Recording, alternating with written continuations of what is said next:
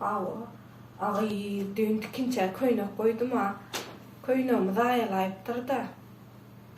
Havalı ağay. Niver fasonla ideyini göreydi. Alman ayttım gıyız köynağı. Ercan!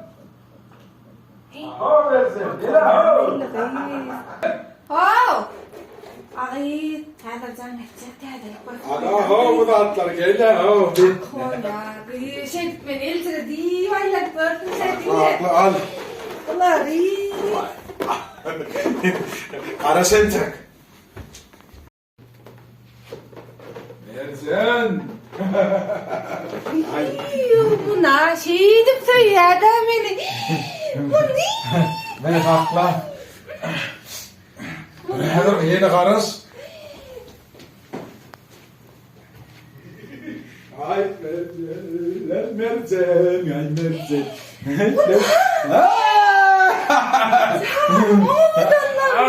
Alo. Ne mi? Bu tatlan sonunda gidiyorum karısı. Şeydim söyledi beni bunlara.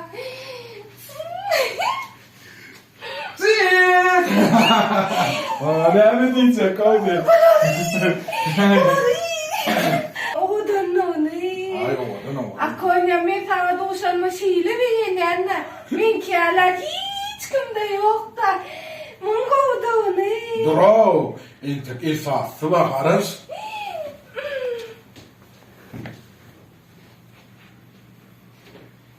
Ha?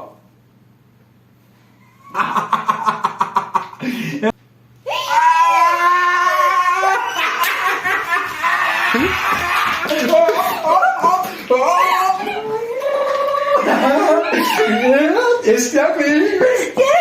İsteyen mi? İsteyen kolay mı? Kol gerek. Kol doğru.